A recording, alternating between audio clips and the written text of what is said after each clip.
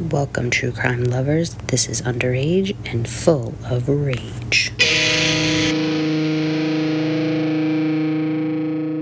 Welcome, everyone, to another episode of Underage and Full of Rage, the podcast where the convicted are minors and their crimes are anything but.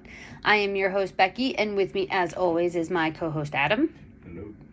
So today we are in St. Johns County, Florida, which is more or less a bedside community to Jacksonville because a lot of the residents here commute to it.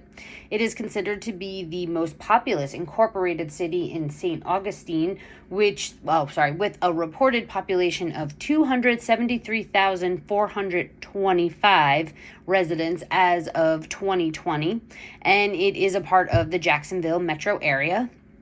So the episode today starts on May 8th, 2021, which happens to be the Saturday before Mother's Day.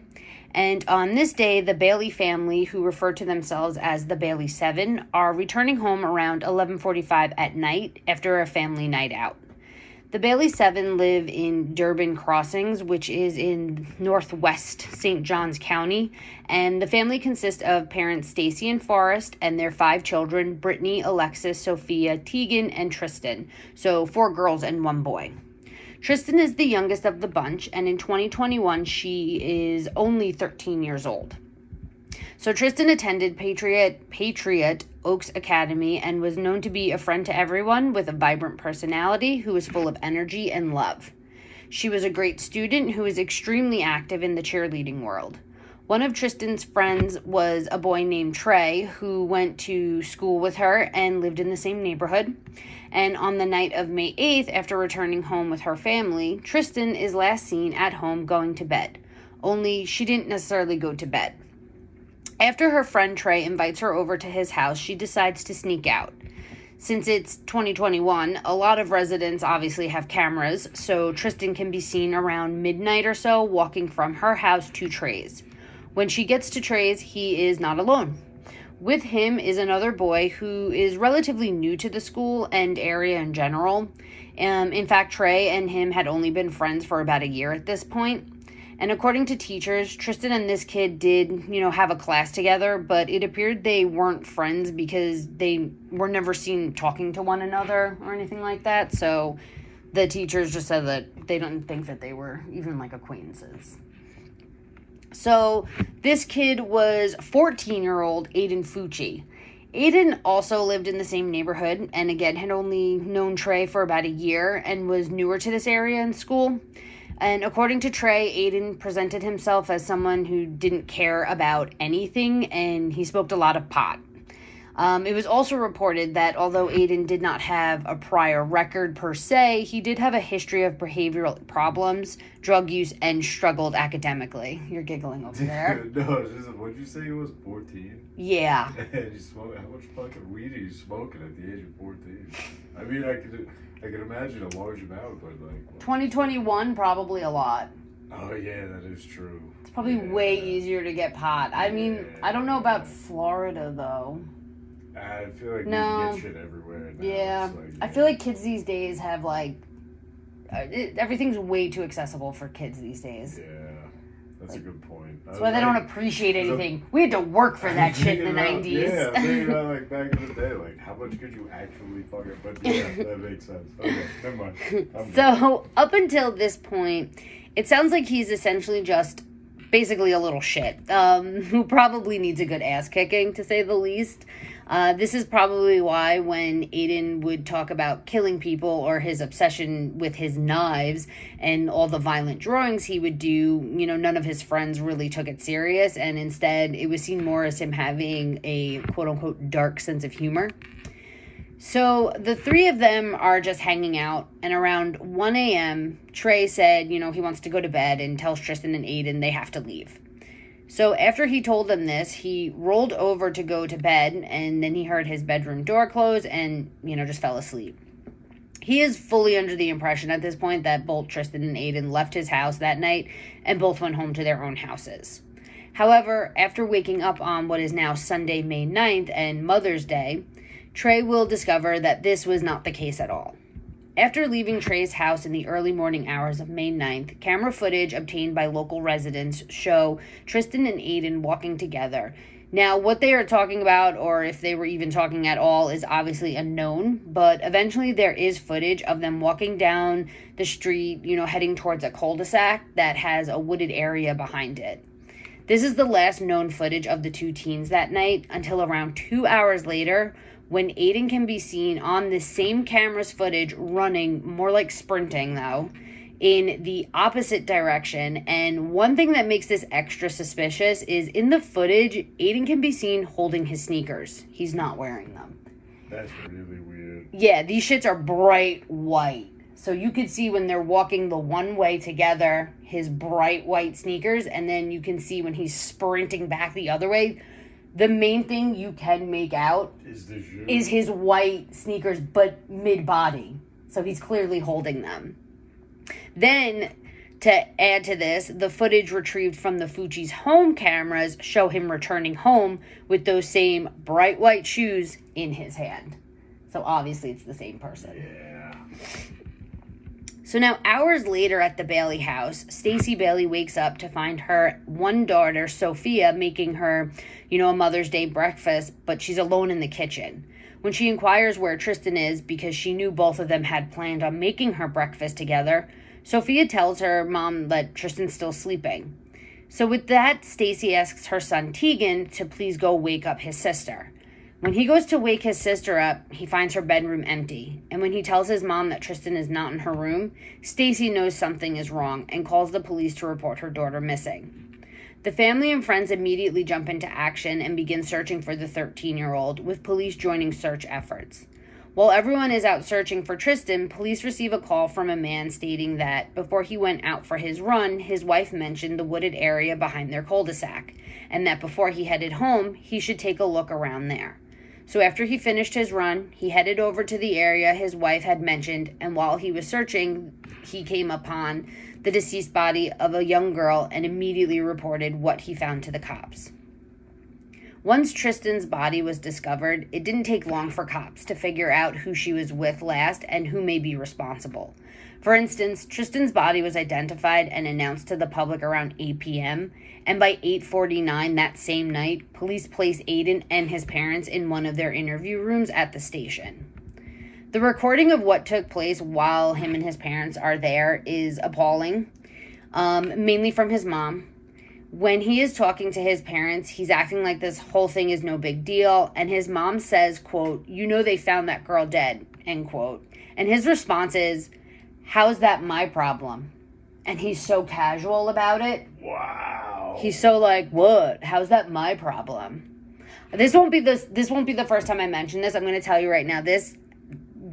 Oh my God. Getting information and gathering, researching for this case was so infuriating because this kid is such a fucking piece of shit. He's such that cocky little bastard that you just want to slap in the face. I don't condone, obviously, child abuse, but this kid needs a good ass kicking from, another 14-year-old. You know what I mean? He's like one of them kids from, the Maury boot camp. Yeah, just an obnoxious little shit. You don't know me. He's so arrogant. He is so arrogant. It's just you just want to put him in his place, you don't know shit. It's one of those. You just want to put him in his place. And then, so, back to the interrogation room. Then his parents are, kind of grilling him, asking what happened, if he did anything with her. And he does claim that he kissed her and she grabbed him, so he pushed her and left because he was angry. Here the dad which I don't necessarily believe this at all, obviously. So here the dad points out that his DNA will be on her, and at another point he states that that Aiden has to figure out his story and stick with it. Aiden also says that Tristyn said she wasn't going home and she was going to find someone, and then talks about her reaching out to her drug dealer, but he left before he saw her get picked up, and that he only knows of this guy, basically, but he doesn't know who he is. Yeah, I only know of him. So I have to insert here that this claim is complete and utter bullshit. No one bought this for a second. I think the worst thing she probably did was sneak out that night. And honestly, in general, I think the worst thing this kid did was probably ever just sneak out. And there's honestly nothing to support that she had ever even touched a drug, let alone, had a drug dealer. So this is clearly Aiden's lame attempt to detach himself from the situation. And, now at some point in this whole thing, the mom starts talking about the clothes he was wearing the night before. And he's definitely confused as to what, which just shows his immaturity. This shows as to why they would want them. And then his mom is inquiring about, anything being on them. And Aiden says that, there shouldn't be. And then the mom asks him if he was wearing jeans or khakis. And he says jeans. And then she says something to the effect of, "Are you sure? Because the camera has you in khakis." And it appears like she's trying to coach him to say he's wearing different pants. Yeah. That's insane. What the, Yeah. That's I don't know what to, I'm blown away by that one. And even though why she's doing it, but at the same time, it's do this shit when you're not on camera. Well, it's also one of those things that there's a very good chance that your son had something to do with this child's death. Yeah. And now you're trying to, you're sitting there trying to help him cover it up. That's the worst part about it. Not even about it being on camera or anything. It's the fact that you're blatantly disregarding the fact that there is a dead 13-year-old that most likely is from the hands of your shithead son. Yeah. That's not cool. No. It's not cool. And the best part of all of this is it doesn't matter what they said on that camera because, again, 2021, everyone's got these stupid Ring cameras where they film their fucking houses 24/7. So there's footage of him walking in the house in jeans. So, good one, asshole. So, anyway...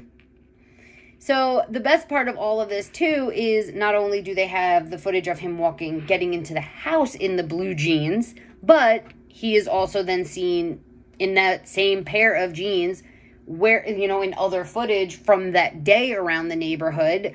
And when his friend Trey was asked what he was wearing, he, too, had said that Aiden was wearing jeans that night at his house. So it's just, that's the most shocking part is the fact that, she was so quick to just all of a sudden be like, no, khakis. Wow. So after this discussion, it gets worse. So after this discussion, the mom inquired about them, probably keeping Aiden there for questioning. So when she realizes, he's going to be kept here, she decides she's going to leave the station, and then she can be seen entering her home while he's being questioned, running upstairs, going into Aiden's room, and then into a bathroom located right next to his room, and she can be seen washing and scrubbing a pair of pants in the sink. What a fucking idiot. So again, while her son was being questioned for this girl's murder, she decided to go home and destroy evidence.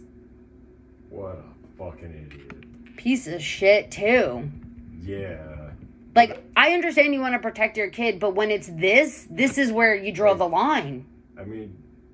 I'm sorry. This is where you draw the line. You could have, helped your kid, and only your kid would have been in the shit. Now you've just entered into the shit. Yeah. You're a fucking idiot. Yeah. Yeah. But again, this is where you draw the line. Yeah. The second your kid most likely kills somebody, you don't... No. If anything, you should be collecting those clothes to bring to the police. To be or just not touching them at all and being that too. You need to stay out of it, and just be supportive or something. I don't even know. But, there's a right and a wrong here. And when somebody's dead, there's certainly a wrong way to act. I'm sorry. And this ain't the right way. Exactly. So, during questioning, Aiden changed his story a few times. First, he said he never saw her that night. Then he said he met her at a friend's house, but left around 1:10 in the morning. And, he walked around for a while by himself until he got home around 3:30. And then finally he told the investigators that she grabbed his dick, so he pushed her and left because he was angry.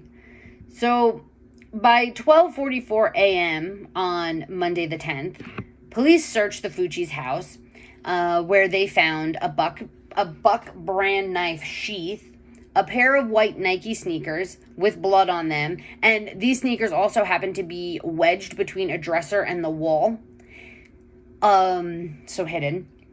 And they also found, they also found a white t-shirt that also had blood on it. This t-shirt was underneath a dresser, so it was also hidden. Not very clever. Not good hiding places. They also discovered a piece of paper with some writing that appeared to have blood on it and a pair of wet jeans in the laundry basket. And when they searched the bathroom sink and, its drain, blood and dirt were also found.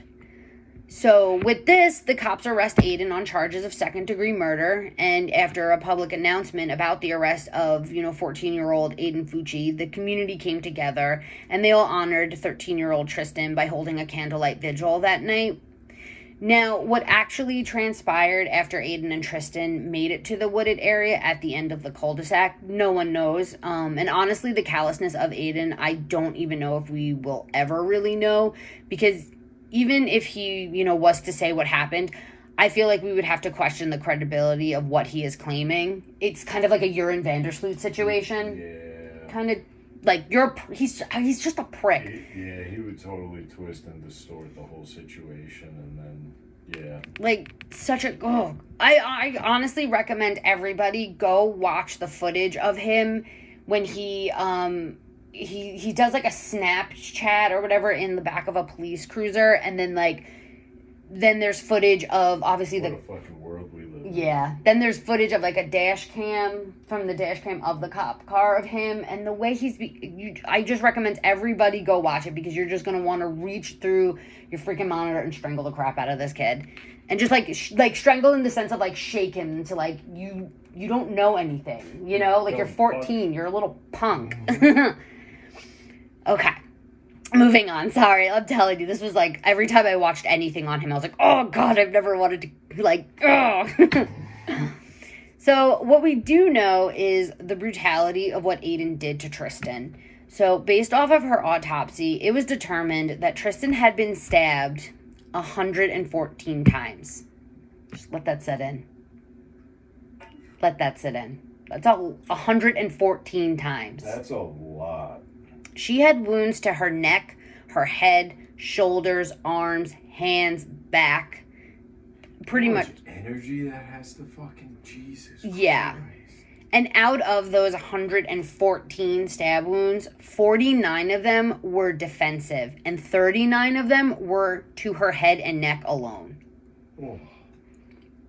Also, lodged in her head was the tip of the buck knife Aiden used to kill her. This knife would later be retrieved from the pond near where her body was found. And Aiden's fascination with knives went beyond apparently naming them poker and picker, as well as, at random moments pretending to use them to stab his girlfriend. He also carried them with him and would talk often about killing someone. In more recent weeks, he was mentioning dragging someone into the woods and stabbing them to death more and more. In fact, his girlfriend told investigators that he told her she could expect him to do this within the month. And then shortly after this, he happens to walk with Tristyn into a wooded area and viciously stabs her 114 times. That's insane that he fucking said that shit. Yeah. Wow. So due to this brutality, his charges were upgraded to first-degree murder, and he was being charged as an adult. Since they couldn't get the death penalty, the prosecution and the Bailey 7 were pushing for the harshest sentence legally possible for Aiden, which would be life.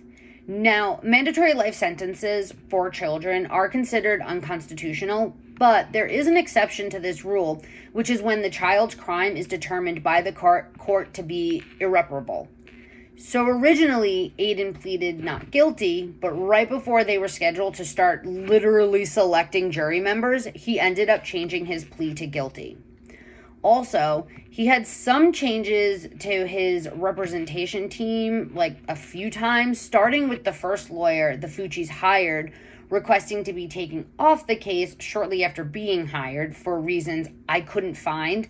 Like, I was searching. That's never a good thing. When your lawyer's like, fuck this, I want to get, let me walk away. That's never a good thing. And almost immediately, too. I was searching for so long.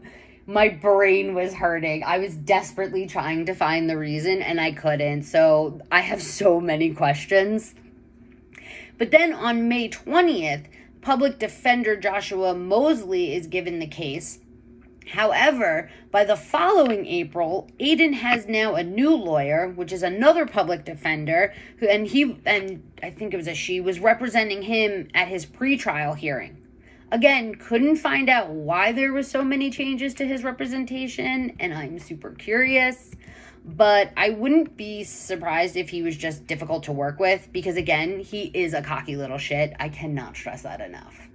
Kind of sounds like it. Like, why else would so many lawyers be like, no. Yeah. I can't work. Or it's got to be the whole family. Oh, yeah, maybe. Like, they're just all like... It could just be a combination of all of it. Like, oh, God, I can't deal with any of it. But you know those families. Yeah, true. So, again, just look up the footage from him in the back of the police cruiser. Not only does he make a Snapchat, like I said, where he is being an arrogant asshole. Okay, so then the dashboard cam... this is where it even gets worse, because he continues doing like the speak to text, and honestly his douchebagness is just continues as he's messaging his girlfriend by using Siri. So because it's on the dash, like the cop takes his phone and puts it on the dashboard, and he's in the back seat.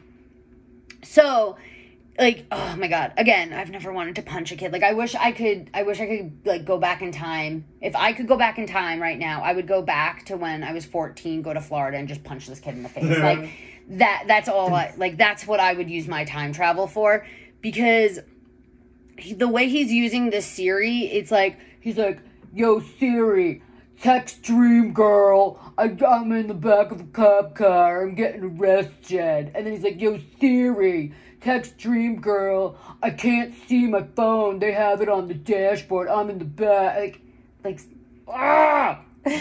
D-bag. Yes, like, I cannot.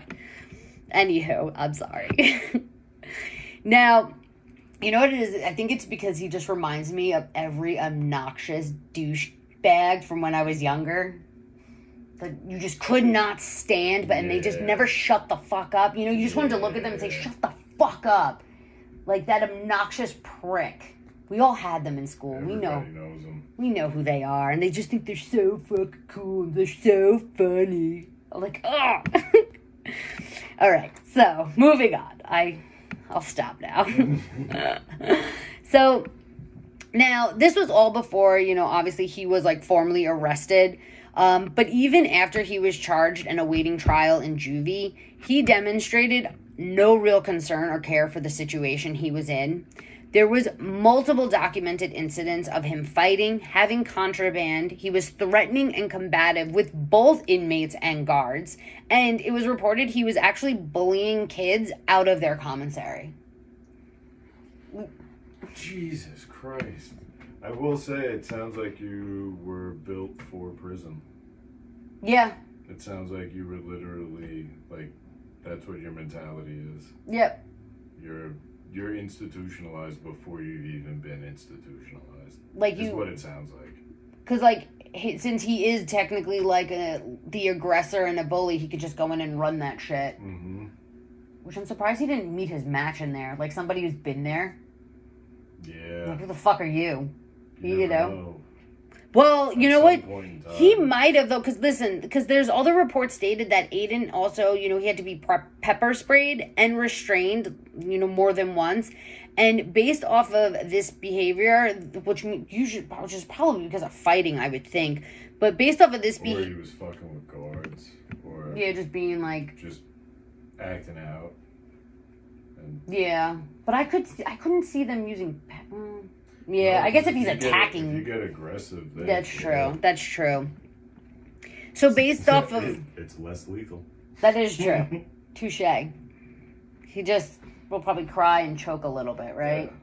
Yeah. It's not like you're not like tasering a 14-year-old. I mean, it might elevate to that at some point. God. Because, I mean, think about a psychotic 14-year-old fucking raging out and shit like that. But he doesn't know he's not a werewolf. Exactly. It's one of those. It's the Dan He doesn't know that. Exactly. You know? Yes, okay.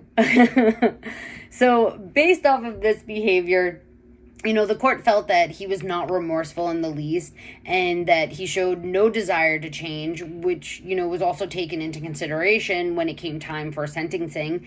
And it definitely didn't help his case either when another inmate said that Aiden was essentially bragging about what he had done and would say that he was real, like quote unquote, I'm real, for stabbing someone because it's face to face, unlike others who just shoot someone. So that's where I was saying maybe he did meet his match, but then he's sitting there like out toughing you. Like, you're a bitch, you just shot someone, that's why you're in here. I actually stabbed some, Yeah.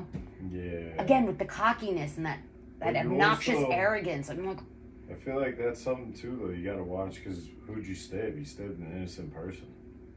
Oh yeah. If you more than likely, if you're in prison for shooting somebody, I feel like there's a good chance that it was related to something, not random and innocent people. Except for the stray bullets and whatnot, you know what I mean? Oh no, I'm saying, what if you're like a 13-year-old killer, but you just shot your victim? You hopped in her, you broke into somebody's house when you were 10 and you fucking, or 15. That's true. That's true. So, there's a lot of fucked up kids in this world. There are garbage children. And I got some old cases. Hey, I'm just going to say, I got some old cases, too, that I'm just like, it's crazy because I feel like it seems like it's more and more these days, but I'm like, this has definitely been a thing. But I just don't know. It's just reported now. Yeah, that's what I was going to say. I feel like it's handled different. There's more of a spotlight on it, so it's more wide known, like national attention, whereas like a lot of the cases from back in the day that I've like looked into, like early 90s, 80s, I feel like that was news in that area.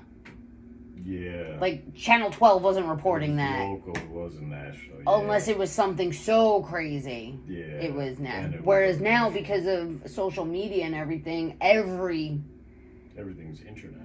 Everything's reported, whether it's a town of 400 or it's a huge city.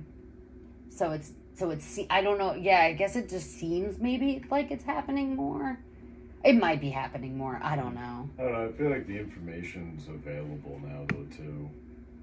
That's true. Like 20, 30 years ago, you couldn't just go fucking type in a search bar. Yeah. You know what I mean? Yeah, that's true. It's just everything's like super accessible with your fingertips. Exactly. Before then, it's like I gotta go walk and get a newspaper. I'm kidding. Fucking Dewey Decimal System at the library. What? Kids probably don't even know what that is anymore. That's crazy. It's where meth heads go. No, it's the homeless bathroom or something they say, right? Doesn't she say? Yeah. And but anyway, so moving on. All right. So I feel like, he's doing that typical white boy thing where they want to act like they're hard and, from the streets. Meanwhile, in reality, they come from an upper, middle class, stable home and are just ungrateful, privileged little assholes is the impression I get from him. So, there really just wasn't much to argue for the defense. So the only thing they could do was try to get him a shorter sentence by claiming he came from an abusive home, but no one bought that. The judge even stated that Aiden was of average maturity and had a fairly normal home environment with both parents present in his life. So it was like, nice try, but on to the next. Like, what's your next argument? Because this one, nobody's buying. Yeah. So It also probably didn't help that neither of his parents showed up for him in court. Not sure why the dad didn't, but the mom was told it would be better if she didn't go, as she was facing her own legal problems for tampering with evidence, which she was charged for and sentenced to 1 month in jail and 5 years probation. Her thing came after his whole thing was done. And then the only person who did show up for Aiden was his grandmother, who, through tears apologized to the Bailey family. And she said she didn't know what happened. He was always a silly, happy child who grew up in a happy home. And that this was, not the Aiden she knew. This was the first actual apology that the Bailey family had received from anyone on Aiden's side. Wow. Yeah, and it was on the stand. It was on the stand. So... I mean, at least it was under oath, so she was telling the truth. Well, I'm pretty sure the father said, it meant a lot to them because they felt it was sincere, actually sincere and heartfelt. On the other hand, when they were presented with an apology note, and I use that loosely, they did not accept it. And I don't blame them. The note from Aiden was so basic and disingenuous, it was obvious he probably only did it because his lawyer told him it would look good. It was literally just I'm sorry. It was so, nah. Again, nobody's buying it. It was one of those, again, just everything. I feel like everything that after the fact tried to happen, they were everyone's no, you're full of shit. You're full of shit. Just go away. Just go away. Mm-hmm. So when it came time for the verdict, When it came time for victim impact statements, there was plenty of people who spoke, some of which included Tristyn's siblings, her mom, and her cheerleader coach. The one that definitely stood out the most was when one of Tristyn's sisters took the stand. She looked at the judge and said 114. And then she proceeded to drop aqua-colored heart-shaped stones one by one into an empty jar. The courtroom was completely silent. Holy shit. Yeah, I watched it. It's pretty damn, whoa. So the courtroom was completely silent with the exception of the smacking of each stone as she dropped them. This took about 2 minutes to, represent each stab Tristyn endured. I have full-on goosebumps. Do you see that? Yeah. So when the last stone was dropped, she then continued with the rest of her impact statement. And honestly, it was super fucking powerful. One of the people, I can't remember who it was. Maybe was it the district attorney? There was somebody that was talking about it, and they said out of all of the, victim impact statements she has ever witnessed, that one by far was just the one that was definitely the most impactful. And then she said that overall the statements from the family were some of the most impactful. It was because then after that, everybody else who took it put a white stone in, and they explained, they talked about what they lost as of this. And I want to say her brother was the faith that there's decent people in the world and stuff like that. I think I want to say one of her other sisters said her safety and comfortability and security and stuff. And it's just it was just whoa. Yeah. So in the end, Aiden was sentenced to life with a sentencing review after 25 years, at which point a shorter sentence may or may not be granted. It was stated that the 25-year review would be Aiden's chance to show his attempt at rehabilitation and to basically prove himself. And now some words from the judge, because I honestly think he summed it up perfectly. So here they are. One of the most troubling parts of this crime was that there was no actual motive. It wasn't done out of greed. It wasn't done out of retaliation, retribution, or revenge. This wasn't a crime of passion. It wasn't committed because he felt rejected by her. It wasn't done in a fit of uncontrollable anger. Sorry. I don't know where I just got that from. Uncontrollable anger. There was no reason No purpose other than to satisfy the defendant's internal desire to feel what it was like to kill someone. It was cold, calculated, and premeditated without any pretense for moral or legal justification. It's heinous, atrocious, and cruel. This factor, and this factor alone, makes this defendant more than just unique. And that, everyone, was the terrible murder of Tristyn Bailey. So... It's horrible. Yeah. That means... You know what it means. Hopefully you can have something to lift us up. It is time for... 50-50 on that. Oh, no. Shit. Well, it's time for their shithead of the week. So who do you have for us, Adam? Nestor from Tarrant County, Texas in 2023. Wait, the name's Nestor? Yeah. That's what I have written down. Nestor, not Lester, Correct. Chester, Correct. Nestor. Correct. That's the first time I've ever heard that name. Yeah, it's an odd one. And when is this from? Sorry. That just totally threw me off. 2023. Oh, okay. So cops get a call to a Jack in the Box because there's a vehicle with extensive damage and there's somebody slumped over the fucking steering wheel. Ooh. So that's never a good sign. Cops get there, look at, okay, get the fuck out. Let's start talking. So they start questioning him, and it turns out that he drove from Dallas, roughly like 40 miles-ish. And he had no idea, but he had hit something along the way, and he believed it to be an animal, so he didn't think nothing of it and just kept cruising. Oh, no. Well, apparently, part of what he hit was in the front seat, and it was a person. Oh my God, I've heard of this story, like, loosely. Yeah. They weren't they, like, through the windshield? Yeah, it was like, what the fuck, man? What the fuck, dude? I remember this story. I remember reading, like, the caption or whatever, and quickly, like, it was out of my brain, but I remember being like, what a fucking moron. What? Yeah. And continue driving. Miles, yeah. Along that way, he hit somebody, yeah. And you want to know some crazy shit, too? Was he? This motherfucker, 2 years before, no, because he got bagged for intoxicated manslaughter, I think was the original charge. Oh, okay, so he was, like, wasted. Yeah, yeah. One of the witnesses said there was a guy covered in blood asking for a phone charger. So, I'm guessing he was shit-faced. Oh, yeah. But in maybe he was asking for that. 2021, he fucking got bagged on a D-Wee. Okay. 2 years later, he fucking another D-Wee and killed somebody. Oh my God. So...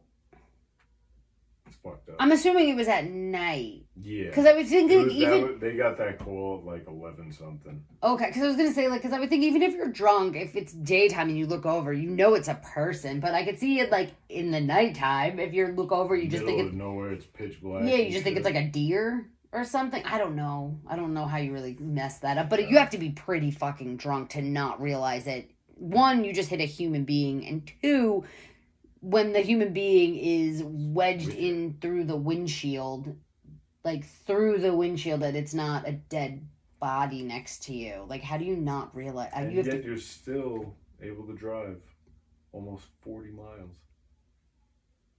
That's crazy. I'm guessing nobody passed him. He didn't stop anywhere else. I guess not. Damn. Crazy. That is. What did he get? He got voluntary intoxicated manslaughter. I didn't realize that was a thing. I thought it was just Texas, automatically. Man, they got everything. I thought it was just automatically like involuntary manslaughter. They could probably jack it up if it's intoxicated manslaughter.